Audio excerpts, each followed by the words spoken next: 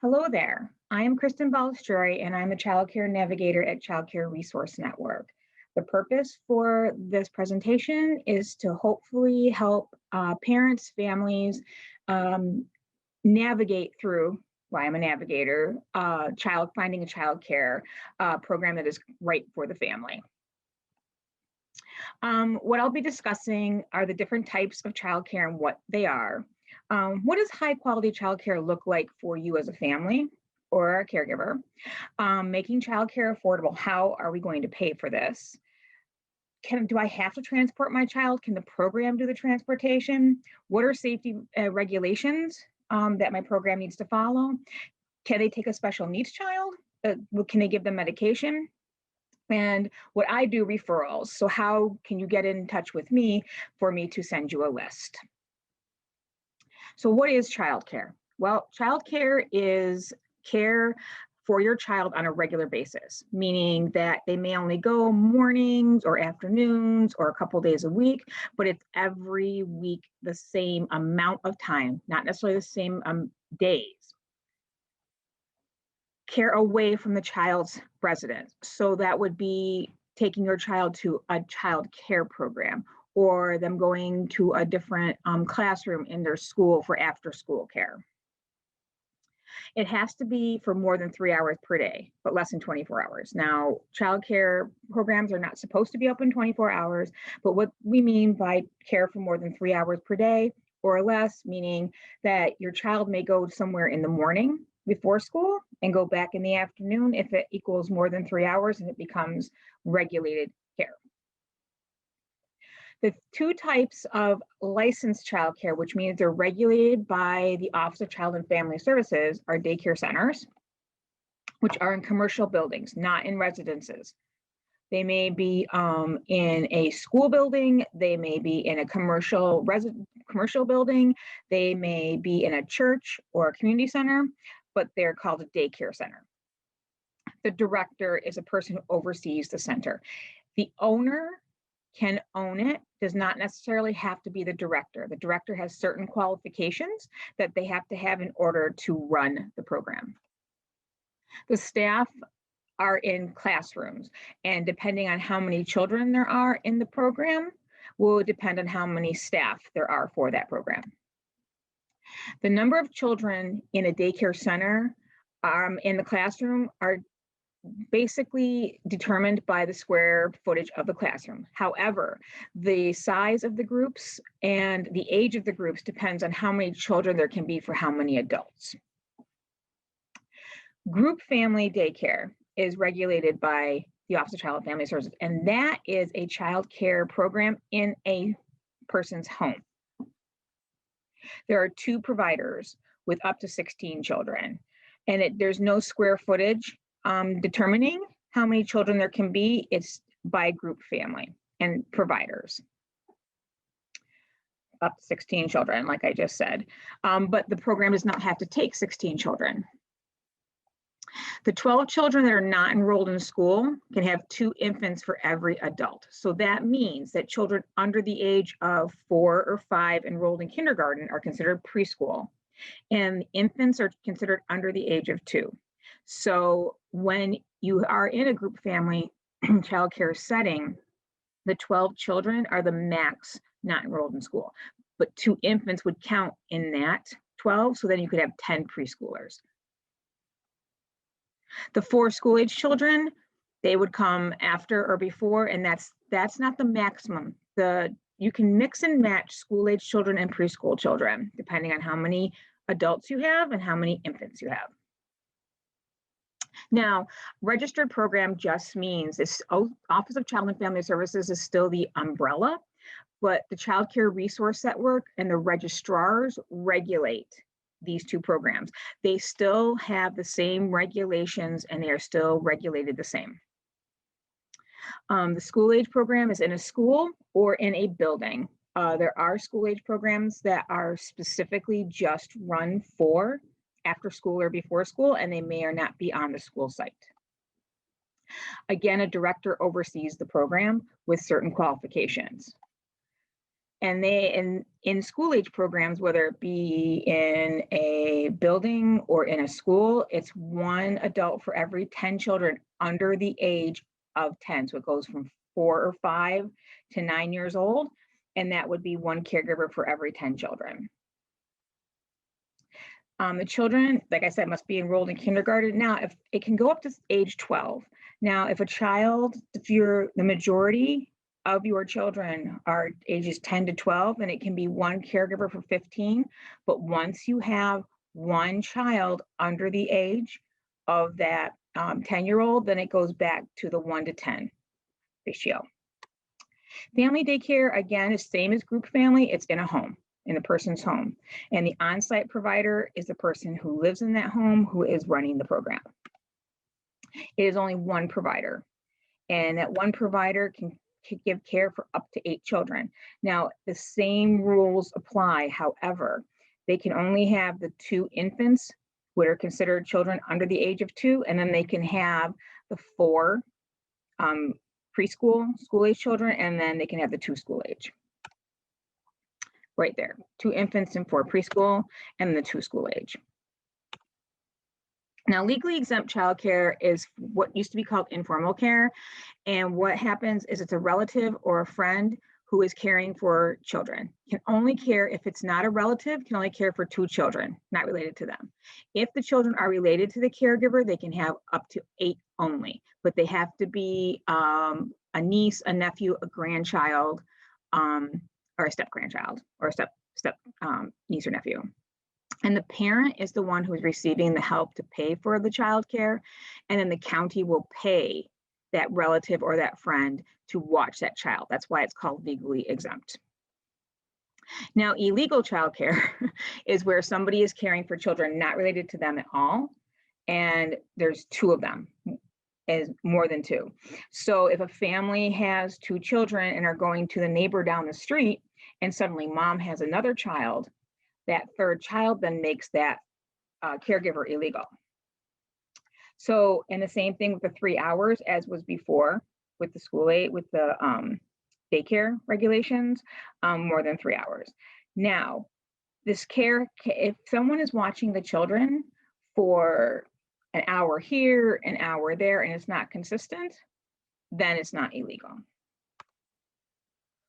The quality of childcare, what is high quality care? So I don't recommend anybody when I give out any of the referrals that I give, only because high quality care is what the family perceives. Now, are there enough adults for the number of children per regulation? That is considered high quality care. It's the same provider with the children on a regular basis.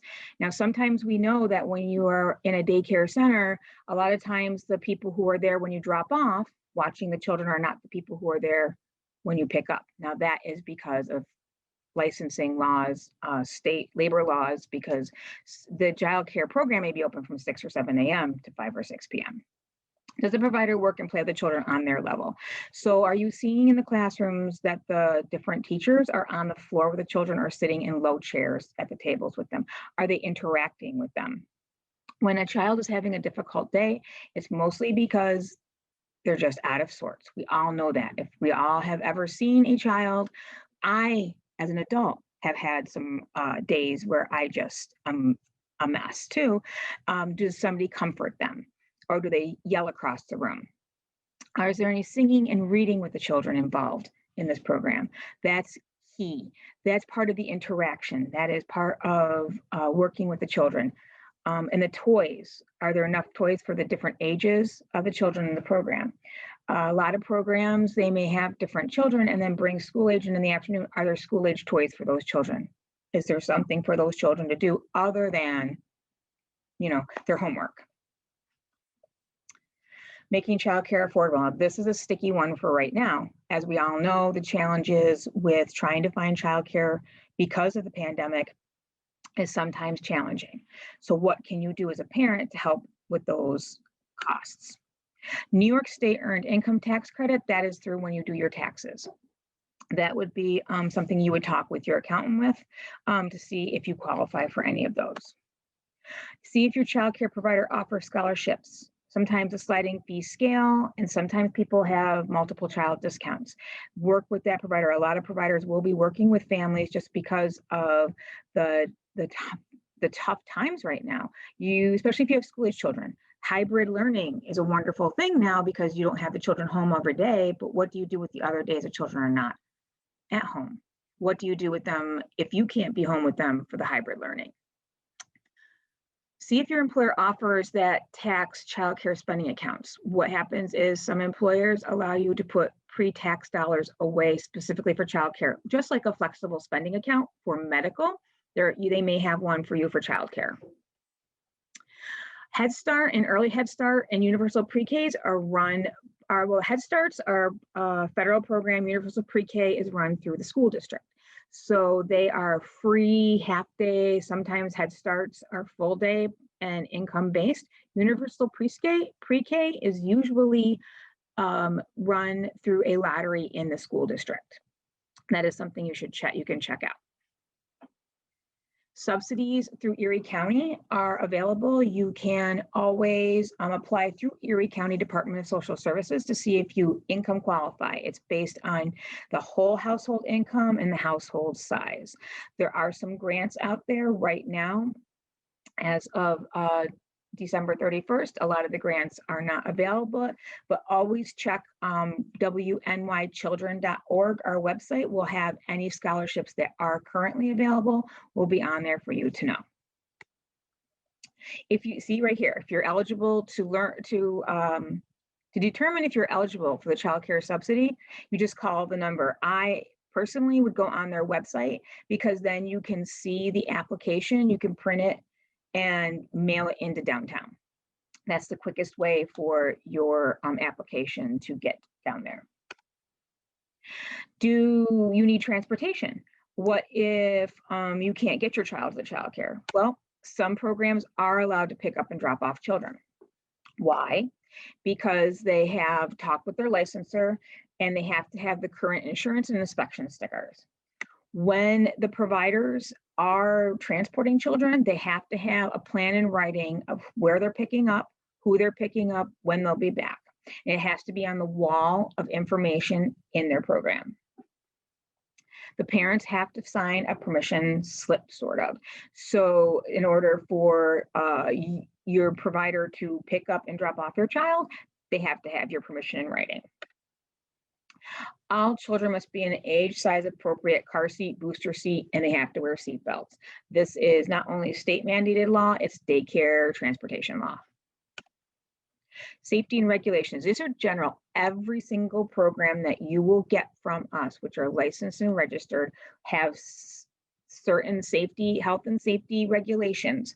And some of them are here. They have to be licensed or registered with the state. That is just to be a legal open daycare.